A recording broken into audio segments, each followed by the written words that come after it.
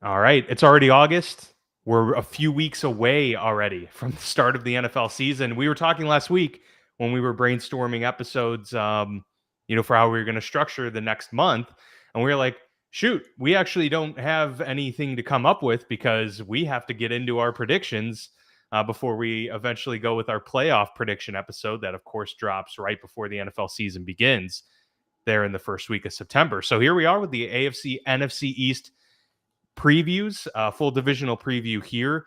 As a reminder, this is something that we've done for several years, but we've kind of changed it up. I believe last year we started doing it a little bit differently, where we're kind of looking at the division as a whole, broadly looking at it, giving our predictions of how the division's going to stack up, but not necessarily giving record predictions or playoff seeding. That is all going to come at our final episode before the season drops with our full prediction. So this is a look at the division, a look at the teams, seeing where they stack up against each other and what we think of them. So really looking forward to that.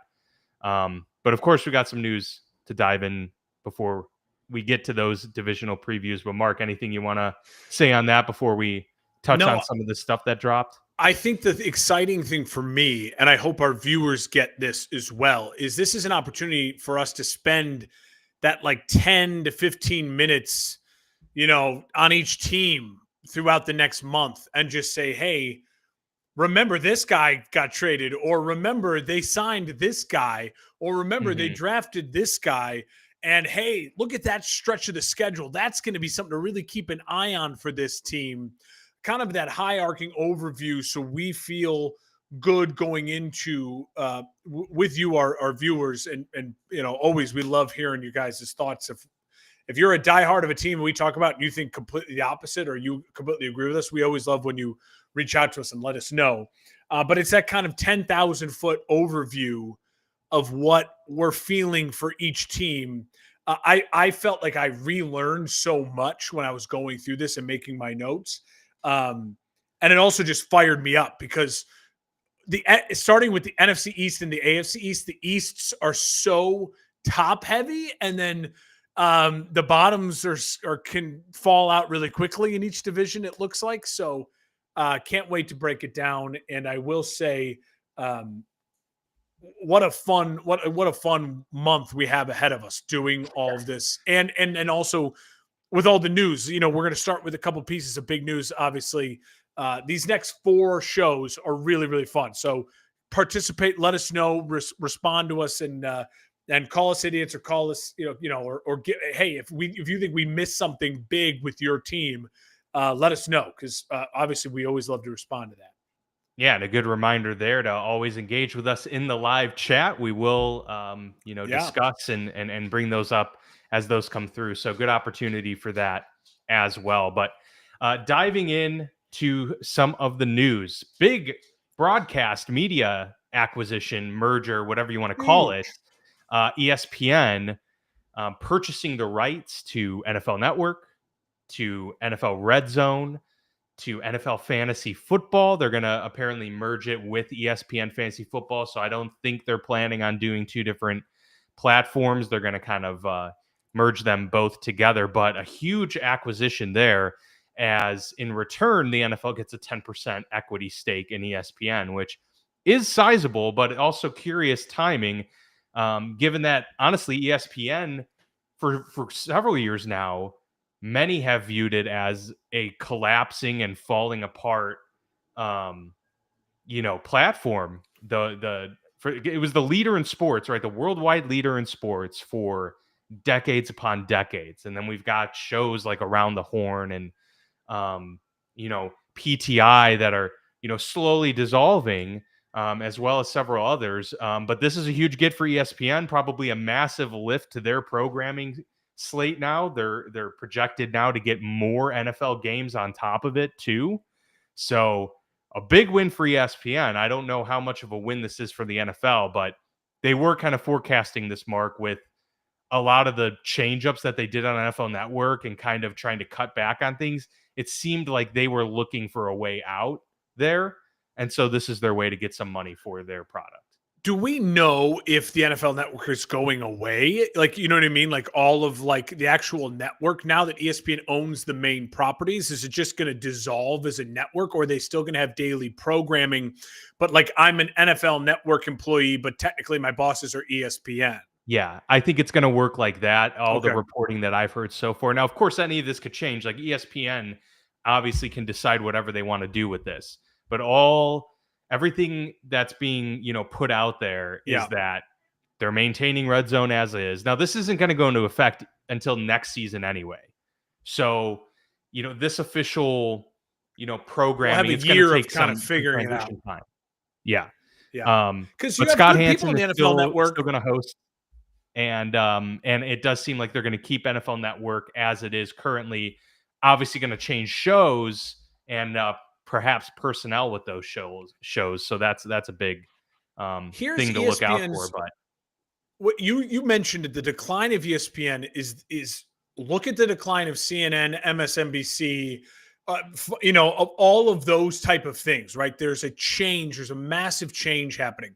If you're watching us right now, you are participating in the change that has happened. We are actively participating in the change.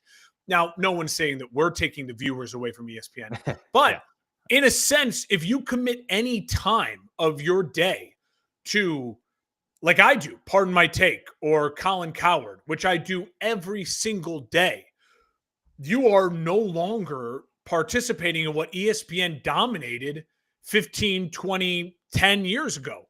My day was 100% dedicated to ESPN radio, ESPN programming. But now I get my clips on Twitter, and I go and I pick and choose the voices I care to listen to. You know what I mean? I pick and choose those things. I choose Colin Coward. I choose Pardon My Take, right? And then I will choose some stuff from a guy like a Nick Wright that I enjoy.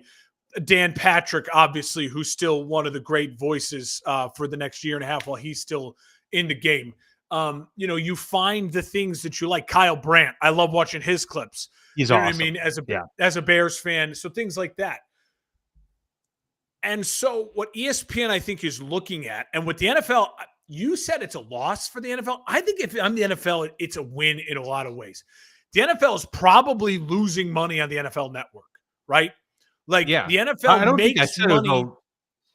yeah, I don't think I said it was like a loss for the NFL so much Well, as I can't that remember what you I said don't know. exactly.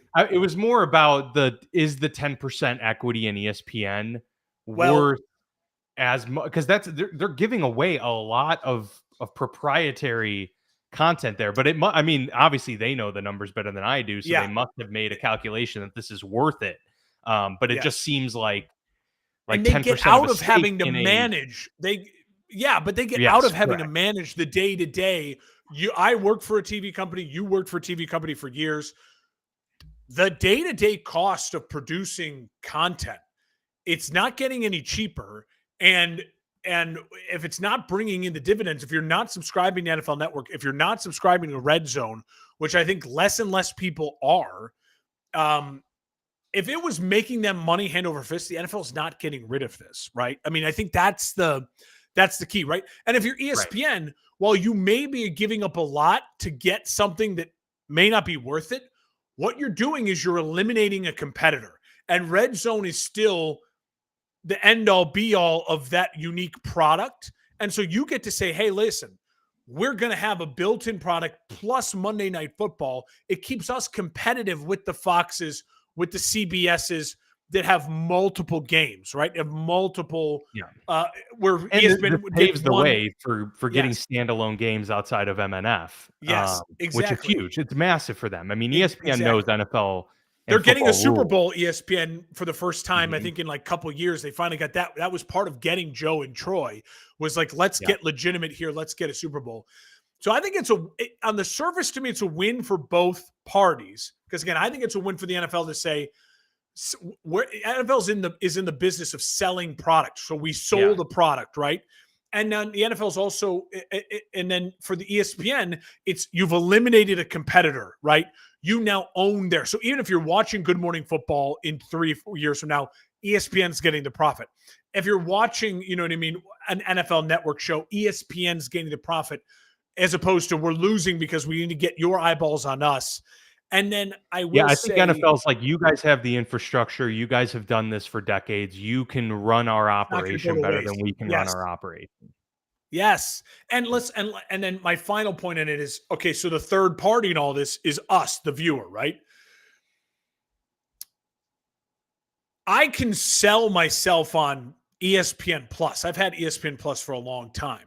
I can sell myself on spending again a little bit extra on ESPN Plus to have Red Zone and all of the exclusive content that you get with the NFL Network. It was hard to sell myself on the NFL Network and buying the NFL Network, right? Because you really only want it for the season. Uh, you're not getting Yeah. anything else in that type of thing. You feel like you're paying for Red Zone, and like that's pretty much it. Um, so as a consumer, I have to go less places for my content. And that's a big deal, I think, to us in this world, especially people our age who are still of the generation where we remember, no, it was just on TV and you had the channels. Younger people going to a million different streaming services it's their life, it's what they've known. So for us, I think it's again, Andy, boom, boom. You're picking and choosing, and it's one less thing to have to pick and choose from. I have ESPN Plus, so I know I'm going to get my Monday Night Football, and now I know I'm going to get Red Zone when it ends up there. I think it makes it clean. It makes it easy in that way. We'll see. If ESPN ruins it, it's on ESPN. They have the pressure to not ruin it, just like they have to do with the inside the NBA. They're getting Shaq and Kenny and Charles and Ernie. There's a lot of pressure. ESPN, don't fumble this. But again, what did ESPN do with that? What are they doing with this? They're eliminating competition, and now they're in. ESPN's not in competition necessarily with Fox and those things anymore. They're in competition with Amazon, Netflix. You know what I mean? And They've got to move to a digital product. Yes. Yep. No doubt. All right, transitioning to some other news before we get to our preview. Shedeur Sanders has been named the starter for the Cleveland Browns. I just figured we could touch on that real quick before we get, because our AFC, NFC North previews are going to come in a few weeks. So want to get out ahead of that. I mean, it wasn't overly surprised, to be honest. Kenny Pickett has been dealing with an injury. Dylan Gabriel got hurt, and they don't really need to see much of Joe Flacco. So this is Shedeur's time to shine, and he's got to put his money where his mouth is here. It's now the must-watch game of this weekend that's not your game. Like, obviously, the Bears are my number one. If you told me I could watch one game. Number two is the Cleveland Browns game because, like it or not, and whether it's fair or not, he is a massive talking point. And listen, we said it from day one when he tumbled and then ended up in Cleveland. And we're not the only ones who said this, but everyone said it. He's going to get a chance, right? This might be the chance, right? So the pressure is on.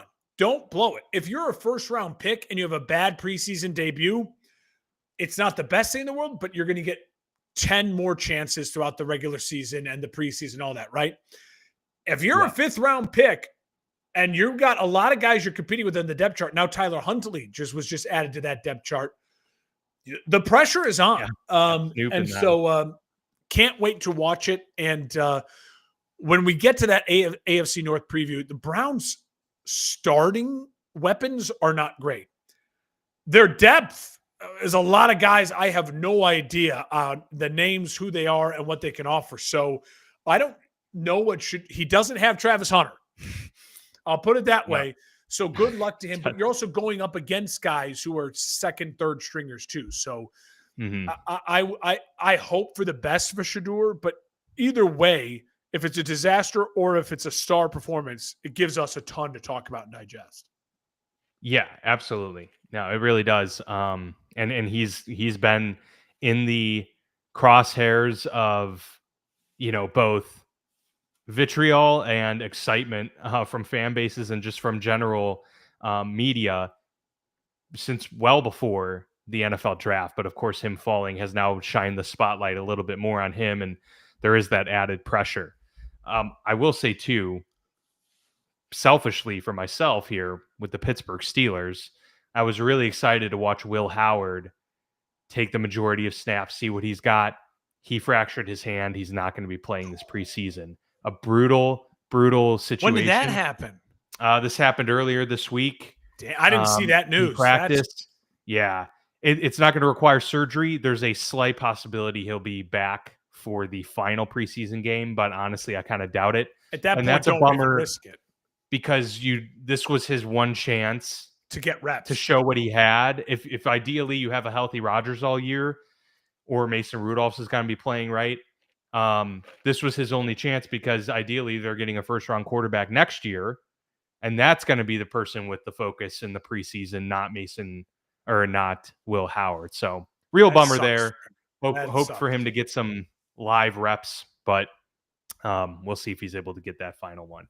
All right, let's get to the NFC and AFC East. We'll start in the NFC with the defending champion Philadelphia Eagles. And of course, Eagles, the Dallas Cowboys, Washington Commanders, and the New York Giants. NFC Championship game is in this division. It is. It very much is. So I don't know how you want to tackle this, Mark. If you want to give an overview of the division, if you want to talk and start with one of the teams, we can do that as well. Yeah. I'll go an overview, and then I'll start with Philly. All right. And then you can go, and then you can go Philly, and then you can pick a team, and we'll just kind of go back and forth. It might look at the NFC East. Obviously, you have the NFC Championship game in this division. As I look at it, to me, it is a division that is top to bottom, maybe arguably a top 3 division in football of the 8 divisions. When you have the Super Bowl champs and you have the NFC Championship team in Washington, you have 3 quarterbacks that are above average. 2, I think, are obviously top 10 quarterbacks, and 1 is the definition of average.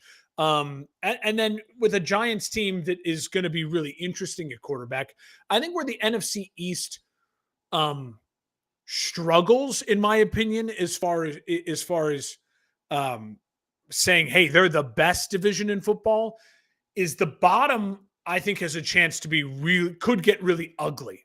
I think there's interesting storylines with the bottom, but would it shock me if 1 or 2 teams in the NFC East end up with 5 or less wins? No. The top is very, very good, but I think the bottom could end up very ugly. I don't expect there to be multiple 5-win teams in the NFC East. I think my gut feeling from looking at it is the Giants and the Cowboys are going to play better than maybe you'd think on the surface. But one injury to those 2 teams, and it could be a disaster of a season really, really quickly. They're thin as far as star power goes in that way. So let me start with Philadelphia. As I was looking over Philly's roster and I was looking at everything, obviously they were 14-3 last year, extremely dominant after a slow start. Remember, they got off to a fairly slow start. It was the win against the Green Bay down in Brazil, and then they lost a couple games and then went on an absolute tear. Obviously, the quarterback situation is extremely solid. They have a top 10 quarterback in Jalen Hurts, who's played extremely well in the playoff runs we've seen him in. You have a extremely good running back, probably the best in football with Saquon Barkley. You have the best offensive line in football.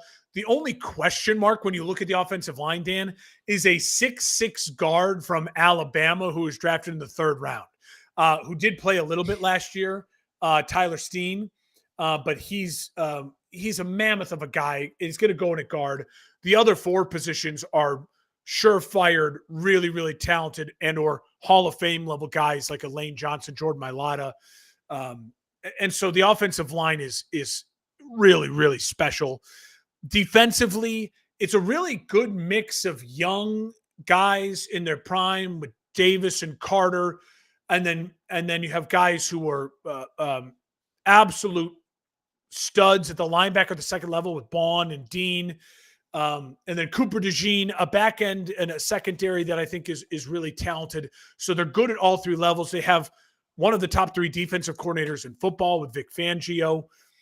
So when you talk about a defense that is poised to be a top 5 defense, you talk about the best offensive line in football, where the weaknesses. Well, here's the couple that I'm going to point out. I don't know if they're glaring weaknesses, but again, you're kind of trying to peck at the shield that is extremely powerful and strong with the defending Super Bowl champions.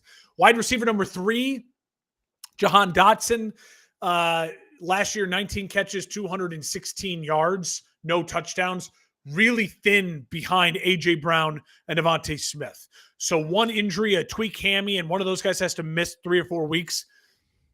The depth at wide receiver is concerning. And then I would say the other question mark I have is another new offensive coordinator. This time, Kevin Patullo. He's been the passing game coordinator for this team since 2021. So Jalen Hurts and this team has familiarity with him. It's not bringing in a completely new person. So I'd expect there to at least be some continued continuity, at least with the passing game for Jalen Hurts. And that's huge, obviously, because let's be honest, that is, if Jalen Hurts has a weakness, it's overall passing game. And it's not even that much of a weakness. He's certainly still a top 15 passer in the NFL, in my opinion. And then I will say, Dan, a couple interesting stretches I really want to point out. We're going to know a lot about this Philadelphia team if they have a Super Bowl hangover weeks 1 through 5. It's a tough start. You play Dallas at home on banner night. That's going to be emotional. It's a division rival. And then you're at KC week 2. You are then home against the Rams, who gave you the toughest battle in the playoffs last year of anyone. Then you have at Tampa, who beat you in the playoffs 2 years ago, has your number. I think actually Tampa beat them in the regular season last year. And then you're home against Denver. That is a really tough way to start the football season for the defending champs. Where is your easy win? Maybe at home against your division rival when you're emotional banner night. The next 4 games are really, really tough. An improved Denver team at home early in the year. And then, to me, the final thing is weeks 16 through 18. If they can get through that tough stretch, the middle of their schedule is really easy and workable. And then it's week 16 at Washington, week 17 at Buffalo. Those 2 teams are going to be playing for a lot. And then week 18 home against Washington. So Washington, Buffalo, Washington. The NFL did no favors for the defending Super Bowl champions. So my gut tells me they're going to be really good. They should be a favorite in the NFC. But are they a 14-win team with that schedule? Maybe they take a step back. I still think they will be competing for the division title. Absolutely. Oh yeah, I agree. I think a lot of those same thoughts that you outlined there too. One of the other areas of concern for myself, we all know Cooper DeJean is already shaping up to be a star, can play anywhere on the field, but they did lose a lot from their defensive backfield.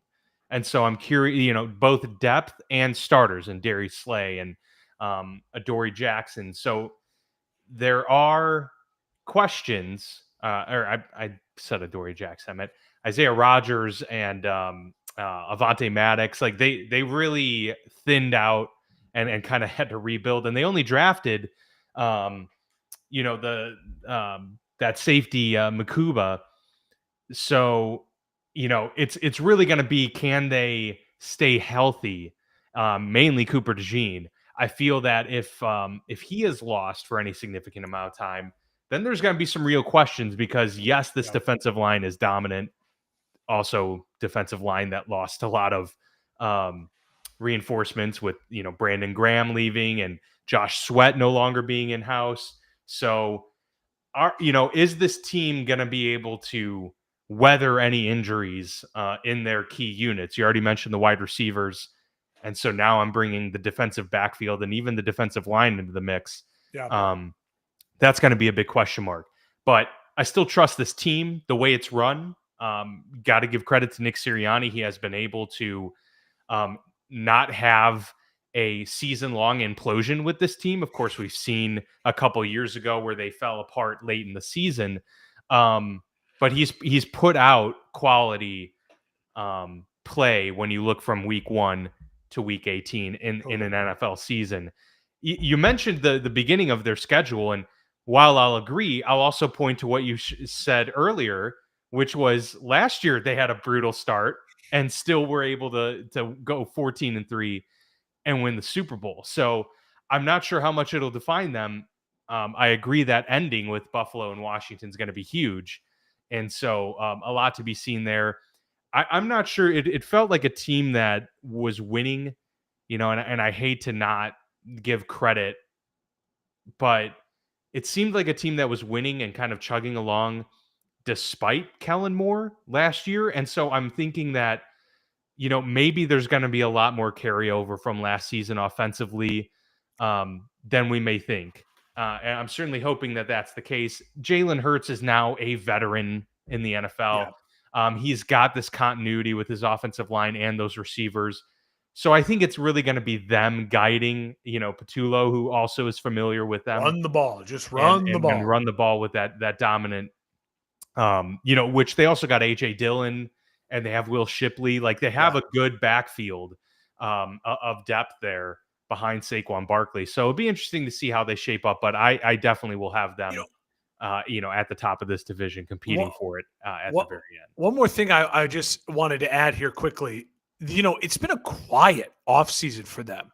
It has. Last year at this time, remember, who was it? Reddick? Who was the defensive end who was holding out? Yes, it was Hassan Reddick, who had just traded for. And then they end up shipping him to the Jets. And it was just this kind of weird mess. And it was very, very public and ugly. They've avoided that. They've had a very quiet offseason. So I think that's going to play into it for Philly. Yeah, I think again, we're going to know a lot about this Philly team after week 5, depending on where they're at. If they're humming and they find themselves 4-1 or 5-0, holy crap! Like this team might just be that type of a juggernaut and be able to go back to back. Yeah, no, they could be really scary. I want to go to Washington now. Okay. Because, it's the natural progression. It's the other team that was with them in the NFC Championship game. This is a team that I feel could be really, really good this year. They already surprised everybody with the play of Jaden Daniels. No surprises there. The big question mark is going to be, can they get this thing done with Terry McLaurin? Because if they can't secure Terry McLaurin, then I do have real questions, because he really is the glue that allows Jaden Daniels to have that freedom behind the line of scrimmage to run. When you take away a threat like that, defenses can really key in and make life difficult for you. So get the deal done with Terry McLaurin, Washington. This is a priority, the top priority for them. So keep in mind, everything I'm going to say about this team is with having Terry McLaurin on the team come the beginning of the season. But, they went out and they got Deebo Samuel. They got a lot of depth and quality starters, too, on their offensive line. Laramie Tunsil was really a good get there. They got Von Miller, who, obviously at this point is not an every down player, but definitely a good spot rusher that they can deploy, strategically. And they got just tons and tons of depth along that defensive line. So they really, really helped fortify that. Then they spend that early pick on the other tackle, Josh Connerly, and then, get the corner Trey Amos and then Jalen Lane, another wide receiver, to kind of help enter into the mix. So their early picks, I thought, were really solid. They didn't lose anybody of major note, in my opinion, other than, Jeremy Chin, who's, good safety, and De'Ami Brown, the wide receiver. But really, I just felt that this team all around got better. And we're talking about a Jaden Daniels who now has a full off season of already knowing the team, already being acclimated to it. So I think this could be really, really dangerous. And I think they could give the Eagles even more of a run for their money than they did last year, where it was getting, kind of dicey when we're talking about going into that back half of the season. We're like, oh man, Washington is really impressing. Are they going to be able to actually pull this out? I think this year it's going to be a similar situation, especially, as you mentioned, with them playing each other twice in the final 3 weeks. And Washington has Dallas sandwiched in there. And then right before that stretch is the Giants. So 4 divisional games they end the season with. Very, very, very big stretch for Washington there. That's going to determine it for them. Those final 4 games is really where it's going to be, unless they're, 13-0 going into that final stretch. That is going to matter tremendously for them. A relatively, I would say easy schedule overall for them with some difficulties peppered in, but they definitely have an opportunity to bank some wins early, Mark. And I think it's going to be a collapse would be very surprising to me. I think we're going to see a very similar, if not better, output from Washington than we saw last year. I'm with you. They were 12-5 last year. I don't see a collapse. It's another team, though. I do think I see maybe a slight step back as far as win totals goes, but they may actually be a better team. Right. Yep. Jayden Daniels, 69% completion, 25 touchdowns, 9 interceptions, 3,500 yards. He ran for 891 yards and 6 touchdowns. He was fantastic. He was the first time we've seen someone who could say that looks like Lamar Jackson. Like that looks like Lamar Jackson. This may be the only time we can really get you to speak on this without more information on the table. So I'm just curious, now that we've had that full season and now that we're into the off season, do you wish the Bears got Jayden Daniels knowing what we know now? No, the only thing I wish is that the Bears had fired Matt Eberflus and I was starting, if I was going back in time a year right now, it'd be Jim Harbaugh or Mike Vrabel as the head coach of the Chicago Bears right now going all in. If they had gone all in last year with a new head coach and Caleb Williams, I think Caleb's numbers would have been a little bit better. And I think you would have seen a team that won maybe 2 or 3 more games because they wouldn't give up the Hail Mary like they did. They'd be more polished, more disciplined. And you'd see a team that would be such a dark horse this year, everyone picking them as like as a huge dark horse. And we'd argue, like, you'd have more of an argument like, hey, Jayden got the better of Caleb, but this is Caleb's year to get it back. You know what I mean? They add. Yeah. And so to me, that's still way too early to be determined. I'm still very high on Caleb Williams. And I still think when you look back at it historically, he was the number 1 overall pick for 2 years in a row. Caleb, he was the guy that everyone's like, he's the guy, he's the talent. And I don't blame the Bears for saying, hey, that's the generational guy that everyone's talking about. Let's go get him. Yeah, for sure. And if Jayden Daniels would have had Matt Eberflus for a year, like, what would Jayden Daniels have done? He would have gotten sacked as many times as Caleb. It would have been ugly. He would have had 3 offensive coordinators. Now, maybe he would have still been able to put up slightly better numbers because he's a much better athlete than Caleb. But again, then more difficult division, definitely the NFC North. And we'd be saying, is Caleb? We'd be saying Jayden Daniels is Justin Fields. He's just an athlete. Can he throw? I think there'd be a lot of that. So, no, I don't regret it yet. I don't. Now, give me another 5 years, and if the Bears are on a new head coach and a new quarterback, and Jayden Daniels has got a Super Bowl ring, I'll be like, yeah, they missed on a guy who could probably overcome generational. I think after this year, you'll be able to tell who's going to have what's going to be better. Yeah, I'm with you. I think by the end of this year, we'll know if Caleb is the guy who can hang with them. You know what I mean? I think Caleb Williams will be the starter for the Chicago. By the way, I think Caleb Williams will be the starter for the Chicago Bears this time next year as well. Now, whether that is also meaning there's a veteran in camp as well who Ben Johnson is pushing Caleb with, or if it's agent. Or if Caleb is just that guy and he's just the guy. So they're not going to – I don't think they move off of Caleb no matter what happens this year unless it's that ugly disastrous. I don't think this can happen. We'll talk about the Bears later. I will say, listen, it's impressive. One of the things that I'm concerned about with Washington, because, again, a lot to like. They draft the kid Josh Cornelly Jr. from Oregon in the first round as a tackle to go with Larry Tunsil. Offensive line was a concern with Allegretti, with Tunsil, with Cornelly Jr. You think now it's not necessarily a strength, but it's no longer a weakness. You can say, hey, we have an offensive line that's pointing in the right direction who we believe is going to be improved. Obviously, the Terry McLaurin contract it changes the discussion if Terry McLaurin's not on this team. Let's get to that if it ever happens. You have a solid tight end in Ertz, who's at the end of his career, but still a really, really great safety blanket for the young quarterback. So let me get to some of the concerns. Again, who emerges as wide receiver number 3? You have Terry, you have Debo. Is it Noah Brown? Is it Luke McCaffrey? Is it Michael Gallup? None of them are bad options, but who emerges as that slot safety blanket for Jane Daniels. I think they would like it to be Luke McCaffrey, but Noah Brown and Michael Gallup are no slouches either, right? It's a nice group. So that's something to watch for. Deebo Samuel last year, 51 catches, 670 yards, 3 touchdowns, only 136 yards rushing, his lowest since 2020. He only has 1,000 yards or more once in his career. So people he gets banged up. You got to remember what you're getting with Deebo. You're getting a weapon. You hope in total he gets 1,500 yards, right? With rushing, receiving, that would be insane. That would be like he turned back the clock. All I'm saying is if Washington fans are like, if Terry doesn't sign or whatever, it's okay. We have Deebo. That's not okay. Not okay. You do not want Deebo Samuel going into the year as wide receiver number 1. Ideally, he's wide receiver number 3, and you're just moving him all over the field as a chess piece. And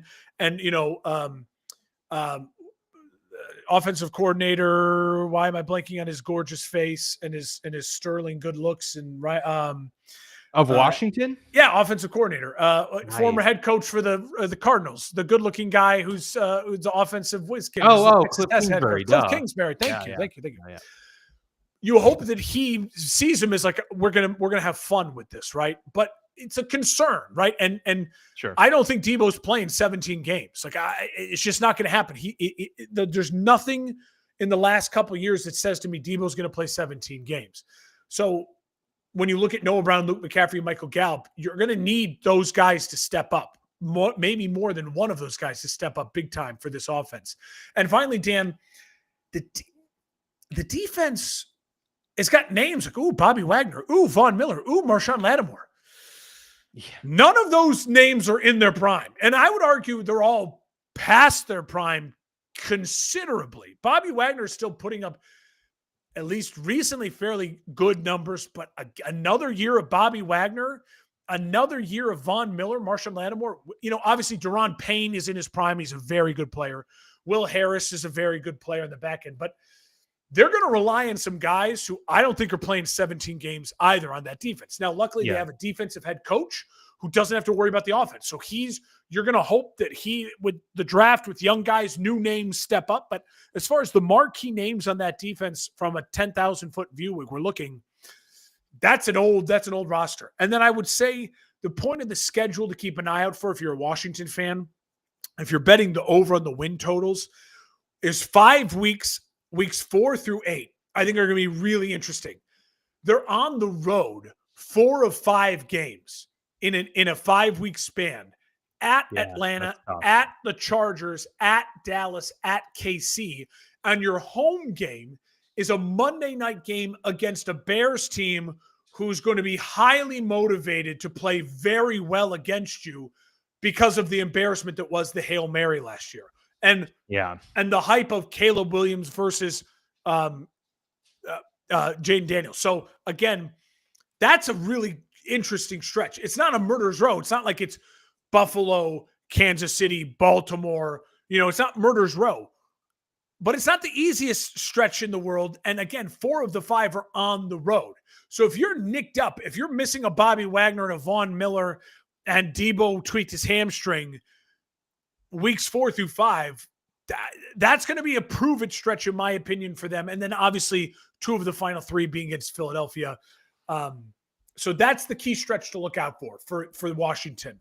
Can they survive weeks 4 through 5 and come out 3-2 in that stretch? That would be a huge win if you're a Washington Commanders fan. Yeah. You want me to go next? Yeah, no real objections there. I'm gonna take us to the big D, to Dallas. So why don't we both talk really quickly about the Micah Parsons situation? What I think we've learned from this is that Jerry now seems as though it's now gone a little bit.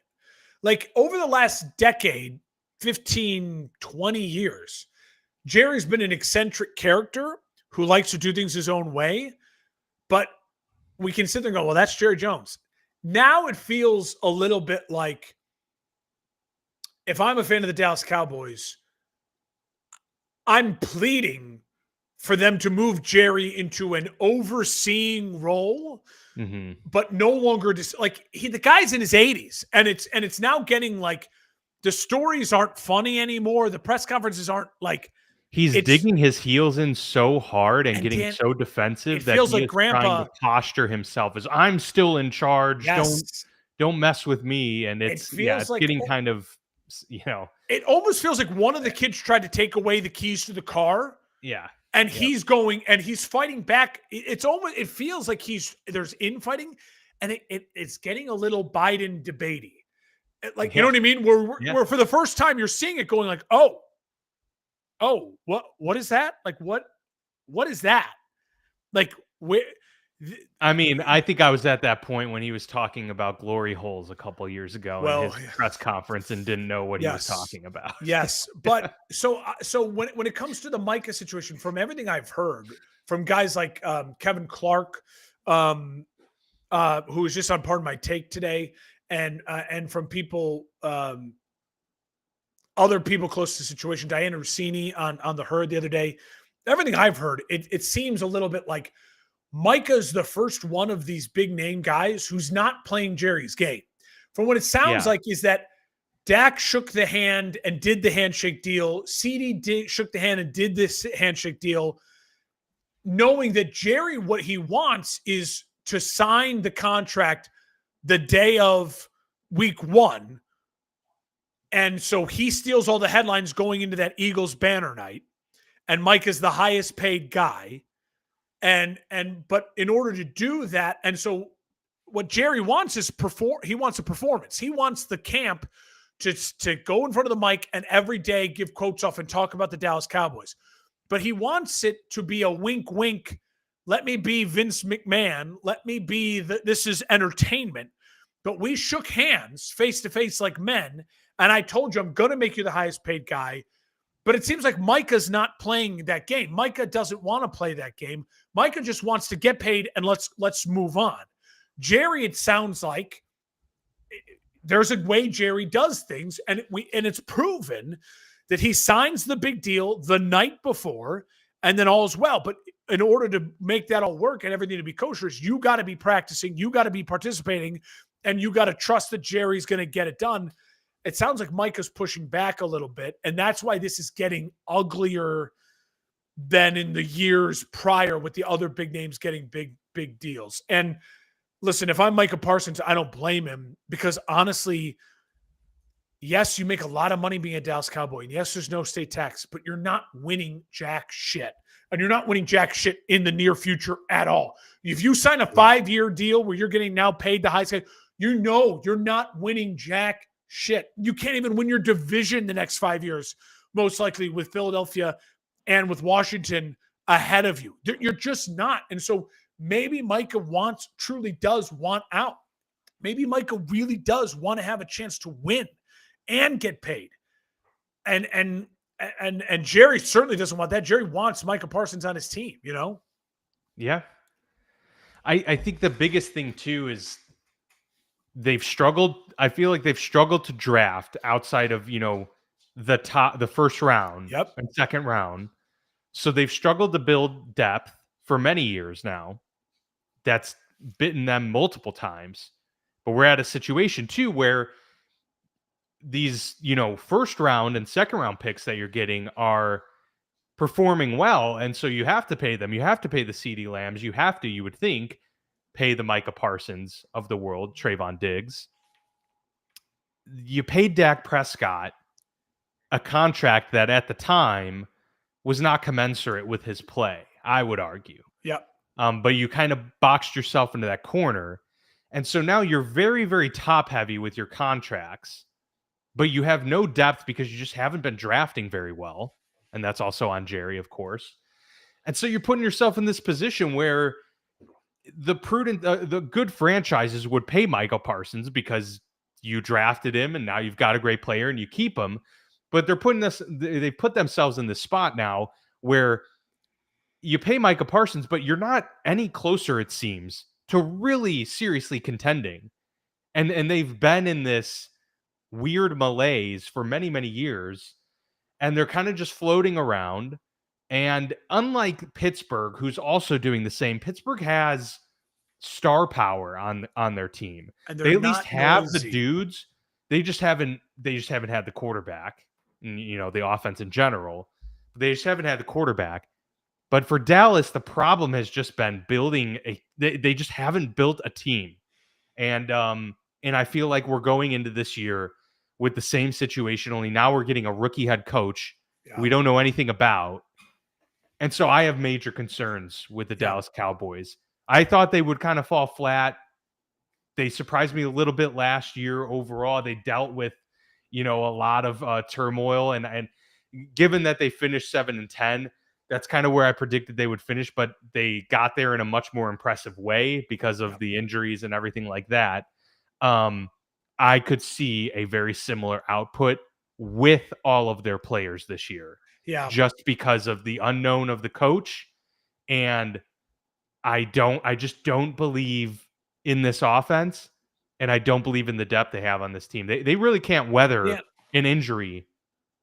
I mean, George Pickens was a great addition. I agree. He needed a number 2 desperately. I thought that was a great move by them.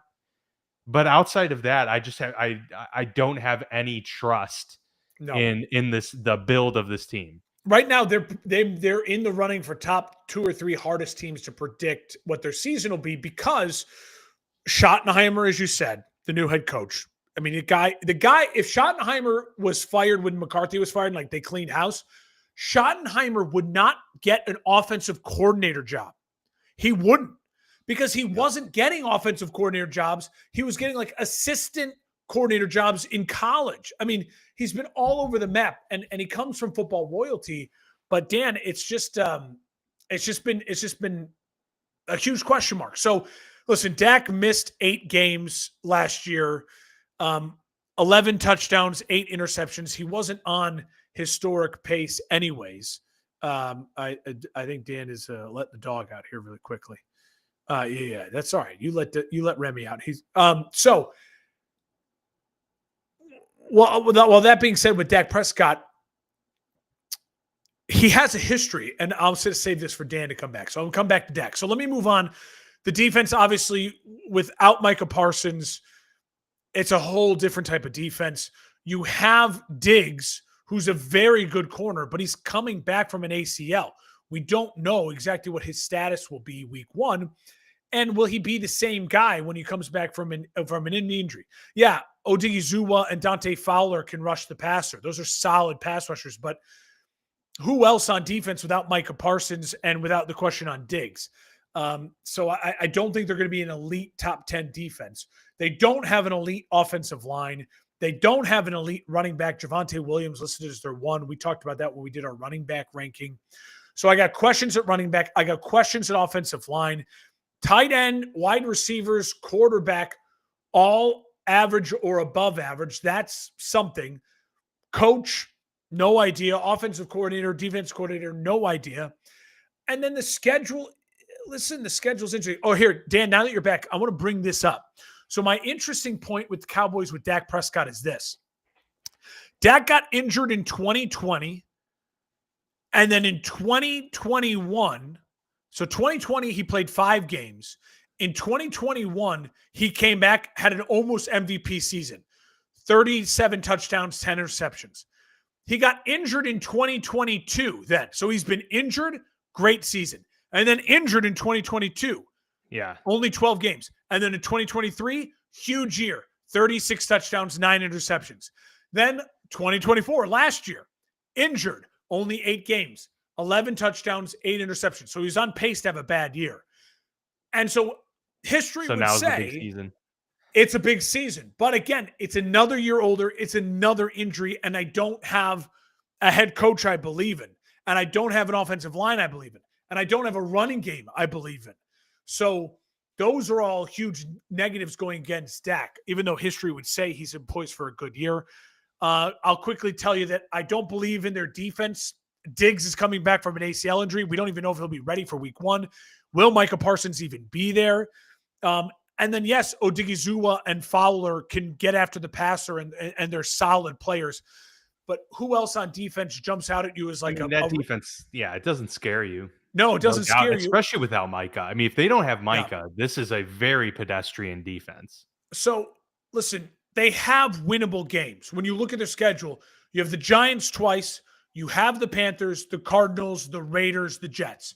Those are all games that you as a Giants, as a Cowboys fan, should be able to circle and say, we should win those games. So you beat the Giants twice, you beat the Panthers, you beat the Cardinals, you beat the Raiders, you beat the Jets. Hey, we should be, if we win our the absolute must wins, a 6-win team, right? But you also have then the Lions, the Chiefs, Denver, Green Bay, Chargers, Eagles twice, Washington twice.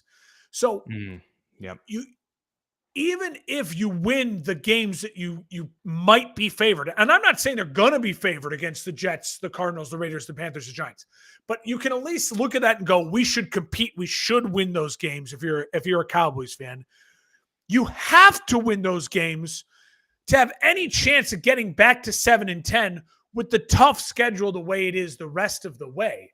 And so I don't feel confident with Dallas getting to 7-10. I think they're more of a 6-win team. My gut tells me they're in that realm. And I just worry that with Mike McCarthy, he was able to coach it to 7-10. As much crap as we gave Mike McCarthy, he kept that thing going with a bad offensive line, no starting quarterback, no star running back. He got that thing to 7-10. You basically don't drastically improve the roster. Yes, you add a great wide receiver number 2, but you've pissed off your edge rusher, and you don't know if your cornerback number 1 is going to be healthy or available to start the season. Yeah. And you have a bigger question mark at head coach. Can you get to 7 wins? I don't know. I don't think so. Not with that schedule. I think it's going to be tough. That's hard. It's hard for them. They are going to be competing with this next team, the New York Football Giants, for the bottom of the division. I firmly believe that. But we'll see. We'll see what happens. Let's get to the Giants. Also a fascinating team because they might have the best front four in football. It's crazy. Abdul Carter that they drafted, of course, early. You pair that with Brian Burns. You got Kayvon Thibodeau there. You've got Dexter Lawrence. I mean, these are studs. This is going to be a very difficult team to run against and certainly pass against as well. So they're going to be in more games this year. And they have a really solid, at this stage in his career, I don't mean it as much of a knock. He's a future Hall of Famer, but Russell Wilson, like a really steady force there. He's not going to make the mistakes that Daniel Jones made. So he's going to help keep you in more of the games too. But I don't know how much he elevates your situation right now. Hopefully he does, wonders for Malik Neighbors, who's already shaping up to be one of the top, 15 wide receivers in football. They've added offensive line help, but didn't do much in the draft. They just kind of got, veteran offensive line help to round out the depth. So I'm still really concerned about their offensive line health overall as a unit. Their skill players concern me. I mean, is Tyrone Tracy going to be the guy? He obviously played well at times last year as a rookie running back. Is he going to be the dude in the backfield? Don't feel super, super great about that. We'll see. And then really outside of Malik Neighbors, a lot of question marks there. So the offense is still kind of up in the air. And you've got Brian Daboll, who's probably just been sitting there going, man, I just want to get my guys in here so I can actually run my system. But at the end of the day, too, we're going on. What is this going to be? Year 4 with Daboll there in New York? Year 5. It's year 5. Like it's at a certain point you got to put up or shut up. Now we'll see if Jackson Dart actually enters, at some point this season. But it's hard to envision the rookie overtaking Russell Wilson and Jameis Winston early on. So, it's a really hard team to evaluate. I think the defense is really solid, and I think they're going to be even better than they're projected to be with that front four. Like, I think it's going to be a top 8 defense in the NFL. Yeah. The They're so question is, good. can the offense even just get to the level of competency to where they can sustain enough and win 9 games, win maybe pushed for 10 in a wild card? That would be a dream for New York. I don't see them getting there, but I could see myself getting this team to 8 wins, projecting out. And that would be a huge win for them, obviously, I with can't. the turnaround from 3 wins just a year ago. I don't know where you're finding 8 wins. I'd love to see it because, listen, Dan, this was a 3-win team last year. They have a coach whose seat is the hottest to start the year. He's got 3 QBs to choose from who are all very, very different. Obviously, the rookie Jackson Dart, and then you throw in Jameis and Russ. 3 very different quarterbacks with weird and different personalities. You have a running back battle that I think is going to be really interesting. I don't think I'm drafting either of these guys in my fantasy, or I'm drafting both late and I'm waiting for which one is going to become the guy. Tyrone Tracy Jr. showed promise, especially in the pass game late last year. But Scatabo out of Arizona State obviously was a prolific college back. Is he going to have the same success in the NFL? We'll wait and see. Obviously, you mentioned Malik Neighbors. They have a star number 1. And then it's a bunch of guys who are, you'd prefer them to be your 3 with, Slayton, Wan'Dale Robinson, Little Jordan Humphrey. None of them are a 2, in my opinion. And then when you say that they're weak at tight end, they draft the rookie, but then you had Theo Johnson, who was unproductive last year. So you have a rookie tight end. You have no true wide receiver number 2. You have a running back room that's interesting, but I don't know if either of them are a bell cow back or someone who you're writing home to mom about. And then you have a quarterback room that I think has talent, but at all different levels of their career and at all very unique quarterbacks in their own right. So yeah, they're a very, very weak, weird team. Obviously, the defense you talked about, it. The defensive line is great. You said maybe, listen. Look, I'm not saying that I'm going to project them to win 8 games. I'm just saying I wouldn't be. It was more to illustrate the point that I wouldn't be surprised if when I was projecting out that I would have them having a significant turnaround. That would be Dable. That would mean Dable and whoever, whether it's Russ, Jameis, or Dart, one of them and Dable click, and they go on a run that surprises people. And or they could just win a lot of 1-score games because their defense is keeping that defense. If low. That defensive line is healthy, you're absolutely right. But Dan, they start. Listen to this start. Yeah, it's brutal. It's at Washington, at Dallas, Kansas City Chargers. Probably the worst start. I haven't seen all the starts. That's probably the worst, the hardest start in the Dallas NFL. is the winnable game at Dallas. That's tough. Then you say to yourself, okay, if at best they're 1-3 going into week 5. I don't know who's on their week 5, but Dan, I wrote out week 6. Dan, New Orleans. Okay. So maybe they're 2-3. But then listen to week 6 through 12. Yeah. Philly, Denver, Philly, and that's at Denver. So home against Philly, at Denver, at Philly. Yeah. And then, don't worry, the Niners come to New York. And then you go to Chicago, which is then the winnable game in this scenario. And then don't worry, Green Bay and Detroit. Like that is that's brutal. That's really hard. And every one of those teams that I just mentioned circle you as their win. So can you find a way to be competitive and upset 2 of them? Even if you can, you're then 4-8? And I don't know what the final part of the schedule is, but that's Dable's done. Unless they're 4-8 and Jackson Dart is looking like an MVP, but they just can't win games. But they would be winning games because that defense is so good. If any of the quarterbacks are playing that well with Brian Dable for him to save his job, then they're winning games because that defensive line is so good.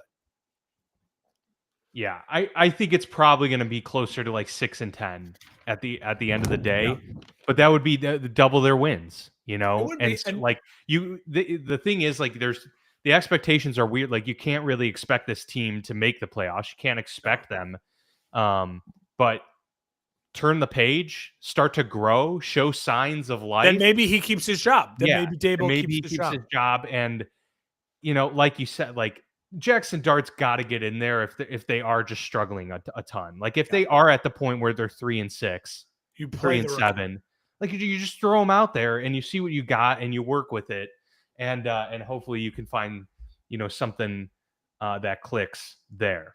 All right, let's go to the AFC. We'll AFC start with East. Buffalo. I mean, they are the defending division champs, 13-4 last year. Really good. We all know this. Josh Allen playing at an MVP level all season long.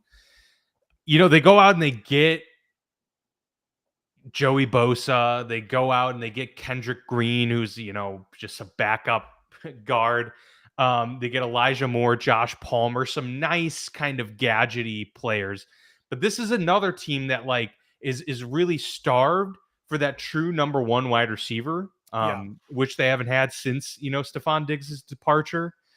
And despite all of that, despite having Keon Coleman as with Amari Cooper, of course, being your top targets last year, we're in it. You were in it, and that just shows how good Josh Allen is. Yeah. Imagine if they had a true number one wide receiver with this veteran Josh Allen, with this more matured and developed team. I think that could be something really interesting. So they're going to need Keon Coleman to take that big step forward next year and kind of reclaim or claim that top spot, I think. And we're going to need the Josh Palmer, Elijah Moore to really, become a quality number two. Next to Shakir, of course. Like Shakir's gonna be that guy that's that security blanket for Josh Allen throughout. So I think it could be interesting. I just did their offense get better? Technically, yes, but it was on the margins, right? And so I don't know how confident I feel, especially with Amari Cooper leaving. And so now it's like you really do need Keon Coleman to be the guy. You lose a lot of depth on your D-line this offseason. And of course, then they go and get Joey Bosa and they get, Larry Ogunjobi, some quality veterans there too. So I feel like, and they went hard on defense in their draft. So I think their defense is going to overall be better than it was last year. Yeah. And so I think that's encouraging for sure. But I still think that they need that true number one guy that Josh Allen can rely on. And so is Keon Coleman going to emerge as that? I think that's, for me, the biggest storyline that I'm looking for going into it. Defensively, with those improvements, I think that's going to help with those shootouts that Josh has had to just put on the Superman cape way too often. If you could just make him not have to do that for 4 games, 4 different games out of the year, then maybe we're talking about a 13-4 Buffalo team again, but a 13-4 team that's won a lot differently and maybe less tread on the tires for Josh Allen so that he can go into the postseason a little bit more refreshed and not having to be the hero every single time. More tread on the tires. What's that? He has more tread on the tires because he's less used. Oh yeah, more. Yes, more tread on the tires. Yeah. I was like, wait a minute, less tread. So you nailed it. Listen, he was the MVP, 40 total touchdowns, only 6 interceptions, 3,700 yards passing, 500 yards rushing. James Cook is this underrated storyline right now. He's holding in. Yeah, he had 16 touchdowns, 1,000 yards. They need him. They need that running game. The offensive line is solid. It's not elite. The defense, listen, Ed Oliver, Matt Milano, you have Joey Bosa. There's a lot of and Matt youth. Milano was hurt for yes, the majority of last year. And so if names like Bosa, Oliver, Milano are healthy with that youth, I think it's a really fun and explosive unit. Listen, if you're Joey Bosa, this is the perfect place to go because naturally the team you're playing is going to be passing the ball because Josh Allen's going to be putting up points. Pin your ears back a little bit. Yeah, pin your ears back. So I'll say that's something to keep an eye on. The wide receiver room is – I'm shocked that Amari Cooper's still a free agent. I don't get Buffalo must have a reason why they didn't want to bring him back. Maybe they're hoping The Keon His Coleman, medical must not be good. Like or team's medical, something. yeah. Because, obviously Keenan Allen just signed yesterday or today with the Chargers, like great trade, freaking Yeah. Ryan Poles. The pick that the Chargers used that the Bears gave up to get Keenan Allen, they used on Ladd McConkey. And now they get him back. And so Allen back. So I'll just quickly say this. Yeah, the wide receiver room is one to watch. They have Kincaid and Knox. They have a really great tight end room. There are no tough stretches in the schedule. I'll point out one stretch that I think is interesting, where it's like, hey, late in the season, they have a couple big games in a row, and so if they stumble through this, it'll hurt them. I think they'll be comfortable with their division, so I'm not too worried. But they do have to play Tampa, at Houston, at Pittsburgh, and then against Cincinnati at home. That's a tough 4-week stretch at weeks 11 through 14 when you're talking about November into December. Tampa, Houston, Pittsburgh, Cincy. Those are all teams we expect to be competing for the playoffs. Those are all teams that we expect to have that are top quarterbacks in the league. So that's an interesting stretch. It's not an easy one. If you can find a way to go 2-2 through that stretch, I think you're really happy as a Bills fan. Anything better than that is obviously gravy. And then, yes, they do play Kansas City, Philadelphia, and Baltimore. But, Dan, they get all of those games at home.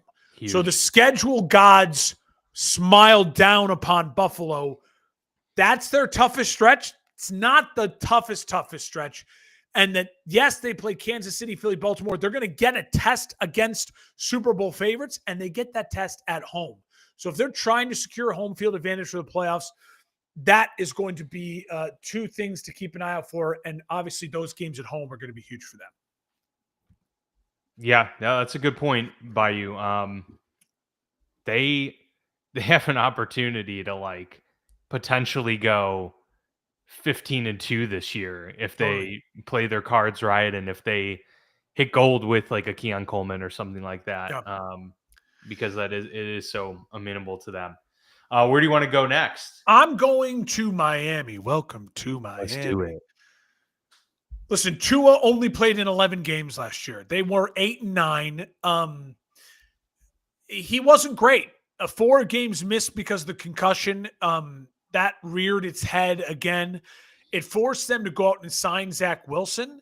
And then they drafted Quinn Ewers, which I think was a smart pick because if you look at their quarterback room, all 3 of those guys are undersized, accurate, and are mobile enough.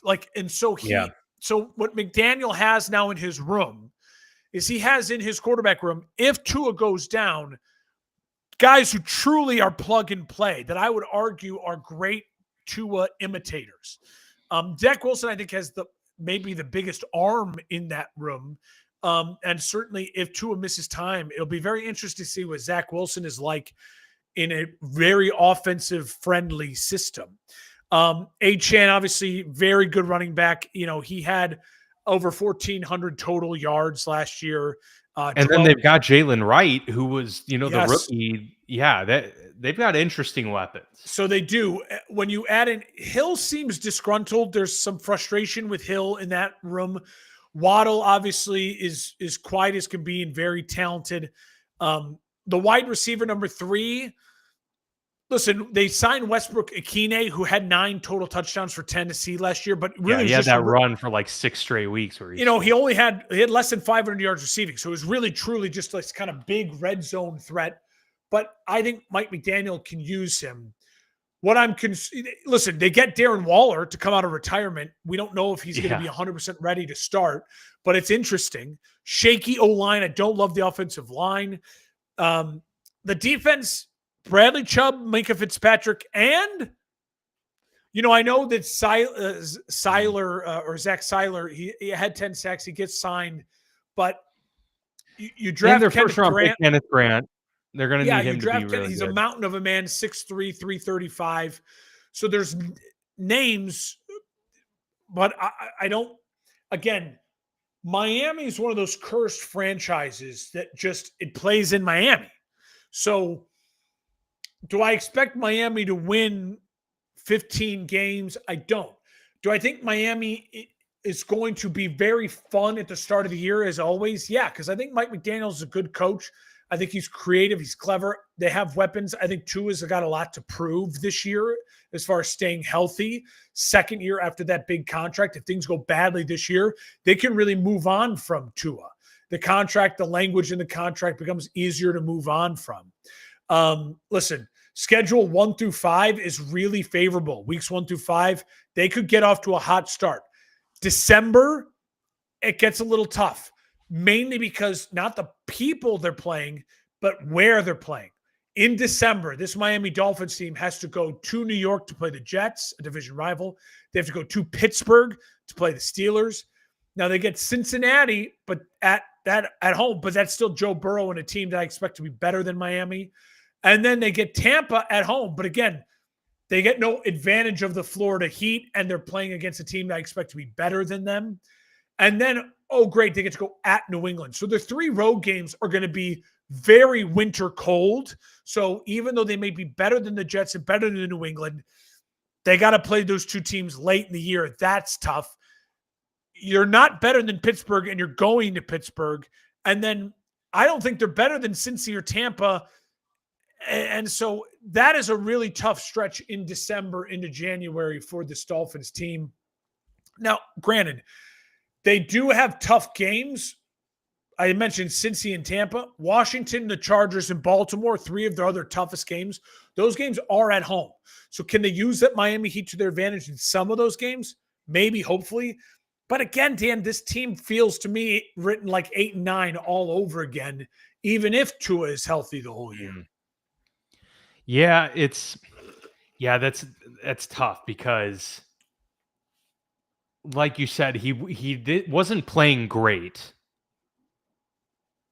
even despite the injury, and this team does seem to be relying much more now on its young, fast playmakers, versus, ideally running it through the quarterback. And so it's a big year for Tua.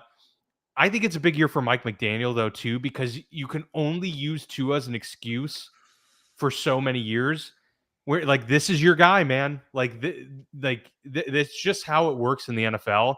When you tie your hip to somebody, you're going to be held to account regardless of, who's to blame or this or that. If Tua plays 16, 17 games, if he plays 16, 17 games and they're 8-9, you're right. That's then an indictment on Mike.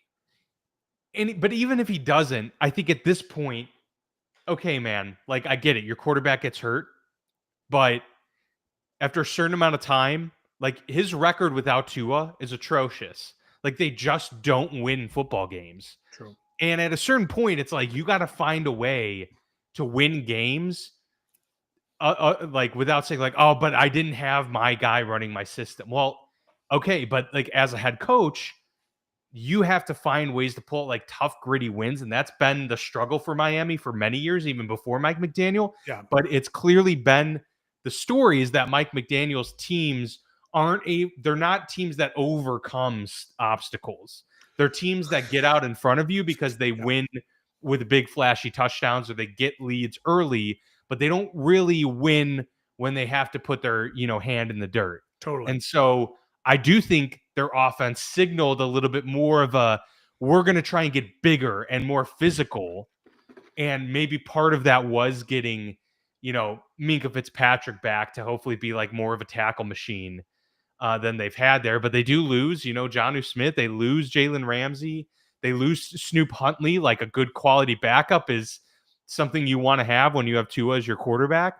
And so, yeah, there are questions about can they weather the storm, and that's really been the big sticking point for Miami since McDaniel's been the head coach. I will say this: if Mike McDaniels gets fired, I think he will have a job immediately. Yeah, maybe not as a head coach, but as an offensive coordinator.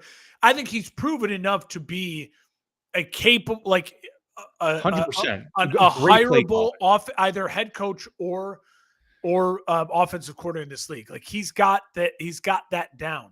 Yeah. I just, Dan, Miami's starting to feel to me as we just watch more and more, a lot like a lot of teams, like a Cincinnati, like a Chicago, like a New York Jets, where it's like they're just never gonna win. Like they're just not. It's a franchise that has shaky ownership.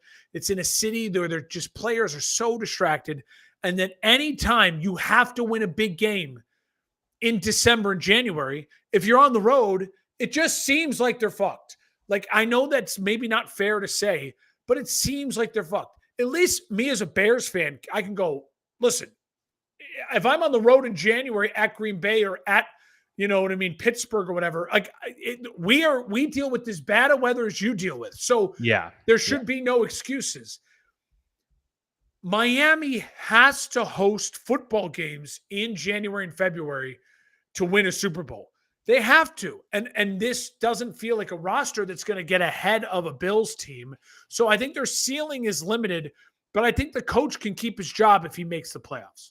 Yeah, agreed. Year 4 for Mike McDaniel. So yeah, I think it's a big one for him. I think it's a big one for Tua. And All right. yeah, maybe they can find a way to squeak in. Where are you going, Jets or Pats? I want to go to the Patriots. I want to go to New England. I'm fascinated by this team. By the way, it was reported maybe right before we went on. I didn't even notice with the bloody Vrabel face. got into a scrum. Well, he didn't get into a scrum, but there was a scrum, and he inserted himself to probably try and break it up. He ended up getting like a bloody cheek afterwards. So like that's this very Vrabel story to come out of camp here in his first year as head coach of the New England Patriots.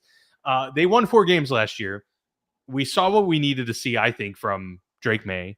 He's clearly a guy that you feel comfortable with going into this season here, year 2. This is a team that I expect to have. I don't know if I would say, you know what? I think this is the team I expect to see the biggest turnaround from last year to this year. Because 4 wins is such a low floor. And this is truly a team that it got better. Given their schedule, I can see them getting 8 wins out of this year with Drake May, with Mike Vrabel leading the way, with Will Campbell now, as their offensive tackle, Travion Henderson getting some valuable depth there in the backfield, which he may be the starting running back. Who knows if they're going to go with Ramondre Stevenson for the whole year. I thought they came away with a really solid draft. They didn't lose anybody that was a crushing loss. I mean, their center, David Andrews, is a really good center, but, they brought in reinforcements there. They added a lot of veteran depth. Stephon Diggs, I don't know what we're going to get out of him, but I think he's going to be better than, certainly what they've had in the past. So I think Drake May at least has a guy that he can go to. They have other receivers there. They have great tight ends. I think year 2 for Drake May, and I think a stabilizing force in Mike Vrabel overall really steadies the ship for this team, and they're going to be gritty. The biggest concern for them is just roster overall. It just doesn't. It's not a very good roster, right? Overall, top to bottom, not a lot. They need another draft and another year of free agency. They do, but I think Mike Vrabel is going to be the difference maker enough to where he's going to get the most out of the guys they have. Yeah. They're going to play a good enough brand of football to where this team sticks in it. And Mark, their schedule is pretty easy, especially the middle part of their schedule where they're finally starting to hit their stride. Dude, it's very easy. Easily bank 4 wins from week 6 to week 9. That's what I pointed out. Exactly. Yeah. New Orleans, Tennessee, Cleveland, Atlanta. They could go 4-0 in that stretch. Absolutely. And that's already last year's win total. So can you eke out another 4 wins the rest of the schedule? It's tough. They end the season with a tough month. They begin the year with not the easiest slate either, which includes, 2 in-division road trips to Buffalo and Miami. But I think the middle of that schedule and then squeaking out some surprising wins here and there, and then grabbing a win against a Jets team late in the year or a Vegas early in the season already gets you to your 8 wins. I think this team could have that turnaround and really be well positioned for year 2 under Mike Vrabel and a year 3 with Drake May. So You pointed out a lot of great things and a lot of positive things, and I'm with you 100%. I'm going to point out a couple things that concern me because I agree with you. The schedule, there's no death stretch. They have no death stretch. Yeah. Their tough games are at Baltimore, at Cincy, at Tampa. Those are their 3 toughest games. There's no Buffalo. Besides Buffalo, because they had to play Buffalo twice. So those are tough games. But besides that stretch we mentioned here, 6 through 9, at New Orleans, at Tennessee, Cleveland, Atlanta, which I think they could go 4-0 in that stretch. You also have Carolina and Vegas at home. So that to me is 6. There's if I'm circling it, I'm going 6 wins for the Patriots. So yes, already wrote the win total. Do they go much higher than that? Well, here's where I'm going to start to point out some of the concerns, right? Drake May did start 13 games last year. That's a large sample size. Now I get it, shaky, 1-year head coach. He's already on a second head coach. People aren't talking about that as much as they are with Caleb. I think it's more pronounced with Caleb because technically Caleb's on his 4th offensive coordinator. But for Drake May, he in 13 games, 15 touchdowns, only 2,200 yards, and 10 interceptions. Now, he was surprisingly a runner, 421 yards running and 2 rush touchdowns. But if you extrapolate that to 17 games, he's at 3,300 yards, 19 to 20 touchdowns, 15 interceptions.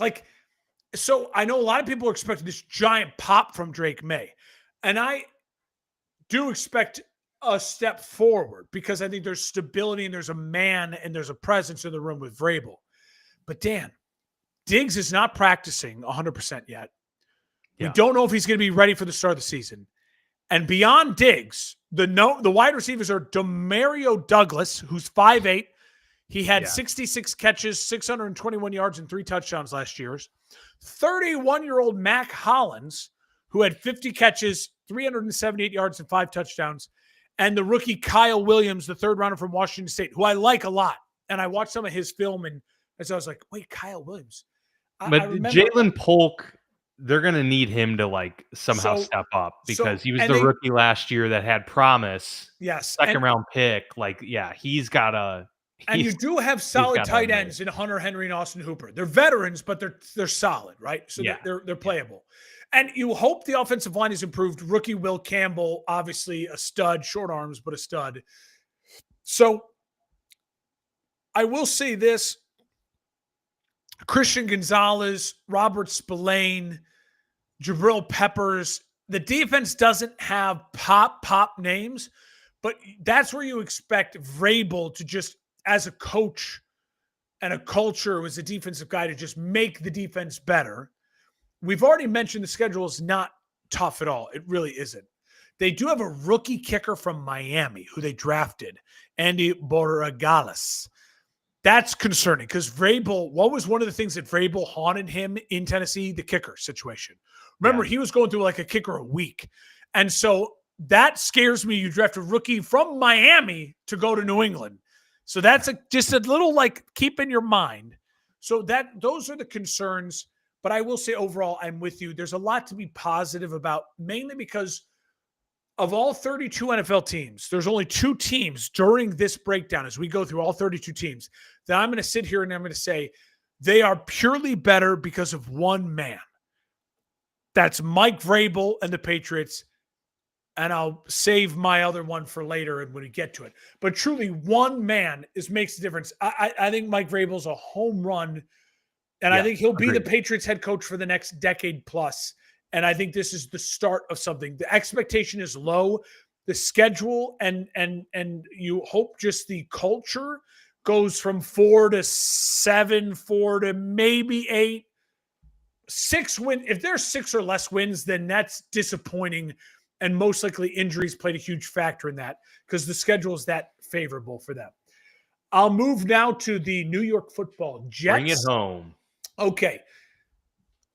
5-12 last year. let's start with the quarterback, Justin Fields, entering season number 5. I love Justin Fields. We've done this song and dance. As long as we've done the show, we've talked about Justin Fields. I'm rooting for Justin Fields. I want Justin Fields to be the arc that we saw with Sam Darnold, with Baker Mayfield, getting the second to third chance and being like, wow, here we go. And he's going to be the starter now for the foreseeable future. Probably not a top 10 guy ever. Baker's kind of snuck into the top 10. But like, no, this is your guy. He's not the reason why you're losing. He's actually the reason why you're winning. You just got to build around him. But Dan, one of the biggest concerns with Justin Fields is he's never played more than 15 games in a season. If you take his overall total stats and you extrapolate that per season, on average, he averages 2,500 yards. He averages 61.1% completion percentage. He averages 11.25 touchdowns, 7.75 interceptions, and just under 2,000 yards passing in a season. For a whole season. 11 touchdowns, 7 interceptions, under 2,000 yards. Now, he does average 627 yards rushing, which is more than we talked about with Jaden Daniels. I mean, like, he is a rushing fiend and about 5 touchdowns rushing a season.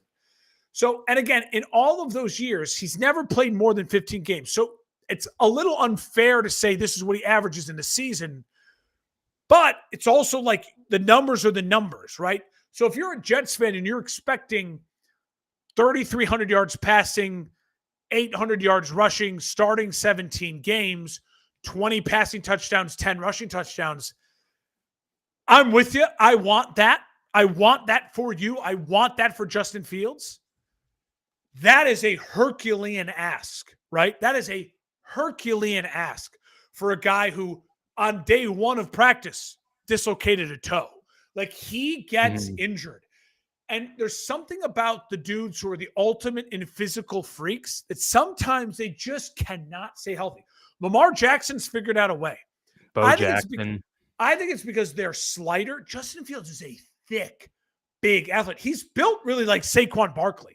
If you line up Justin Fields and Saquon Barkley next to each other, I bet their stats pound for pound are very comparable. And if you looked at them just in their uniform, you'd be like, those dudes are just like very, very comparable. Justin's probably a little taller. Saquon's a little thicker. But Justin is not Lamar Jackson thin. He's not Jaden Daniels thin and kind of spindly fast. He is a physical, put a shoulder into you type of runner, but not 6'6" like Josh Allen. And so it's just different. I think that leads to the injury. So I just want to preface that. Jets fans, I'm rooting for you. I'm rooting for Justin Fields. I will always root for Justin Fields. I want him to succeed.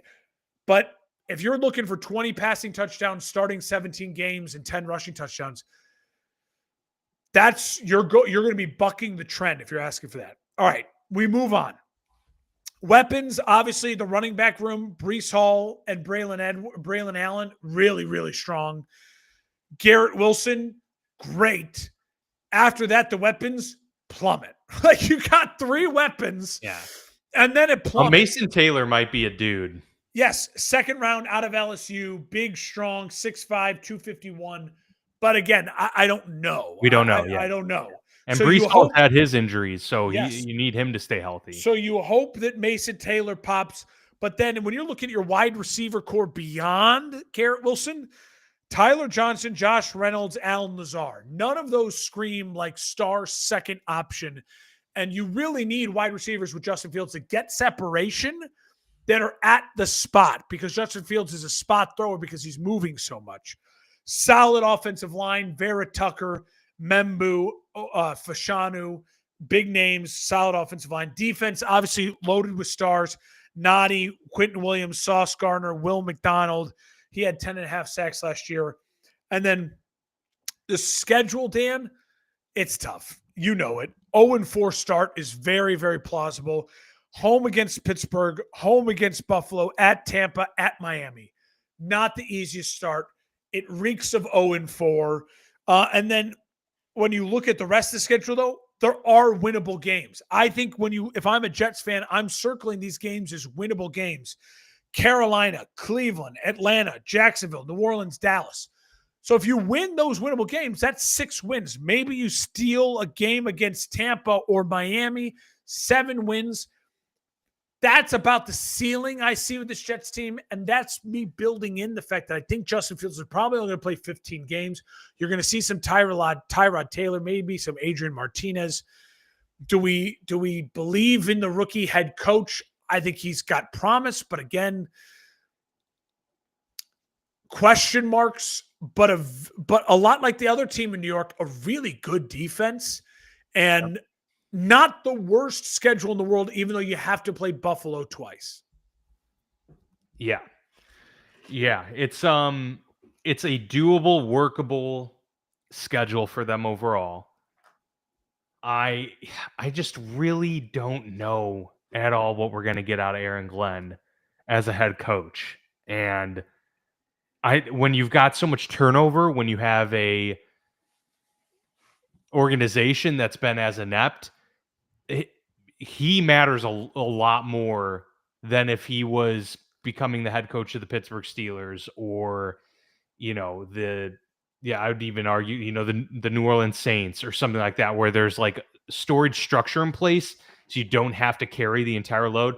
He's carrying the entire load of a franchise that is fatigued, beaten down, really wanting something to work and wanting it to work quicker than what the Lions had to deal with when Dan Campbell came in. The Jets are much more starved for a quick turnaround because they've had that fruit dangled in front of them with the Aaron Rodgers signing, with several promising moments, the Zach Wilsons, and go down the line.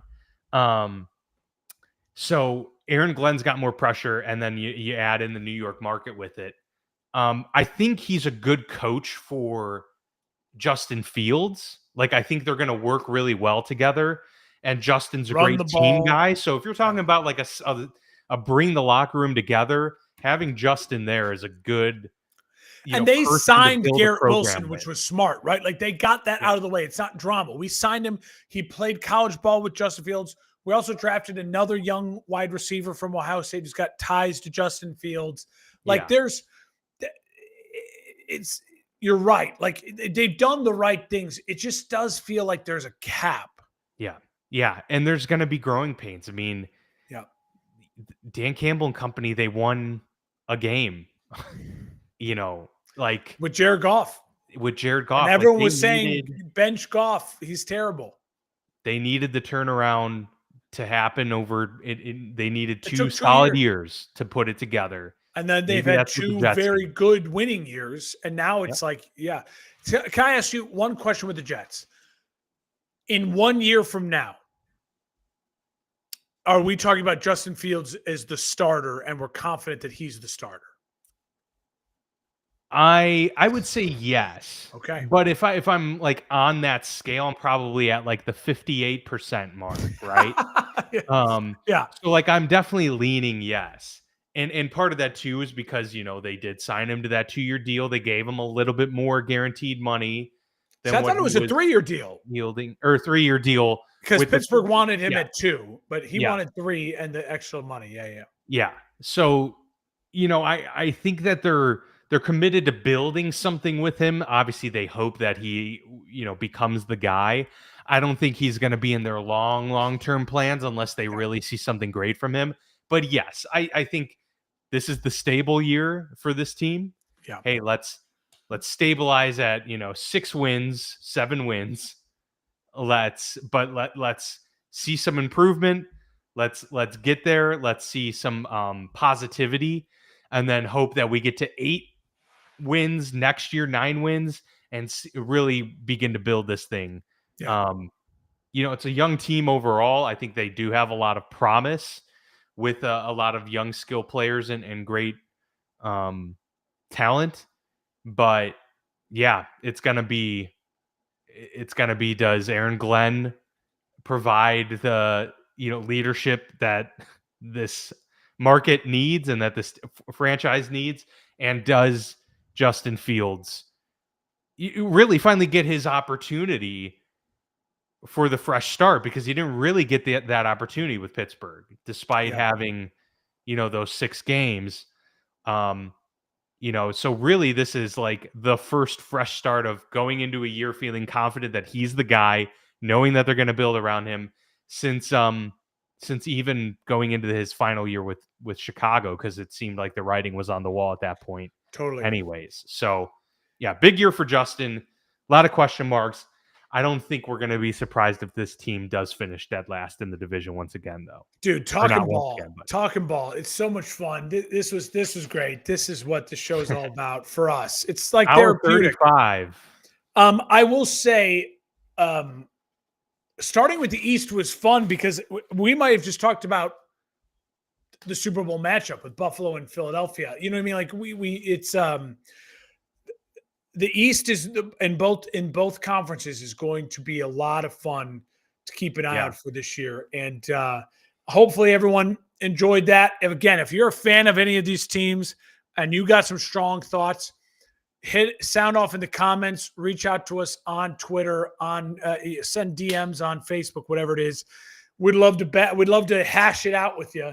And otherwise, this is it for the until we get to real football. We'll another division next week, and we'll keep counting them down, Dan. Yeah, we're gonna go with the AFC and NFC South next week, so be on the lookout for that. But yeah, really exciting to talk ball once again and kind of do these previews. Not as many Super Bowl contenders in the AFC. Yes, and NFC South. Definitely not as many Super Bowl contenders on that side of things, but some interesting storylines definitely to talk about, Mark. I'm really interested. The quarterbacks in the AFC South. Yeah, I mean that. What are the Titans going to do? What is Jacksonville going to take the much needed step forward that they've needed for several years? Indy on their first depth chart listed Daniel Jones or Anthony Richardson Sr. That's amazing. Let's go. I'm here for it. All right, we'll see you back here next week for the NFC and AFC South. But until then, enjoy the week ahead. Enjoy some preseason football this upcoming weekend. And we'll see you back here next week.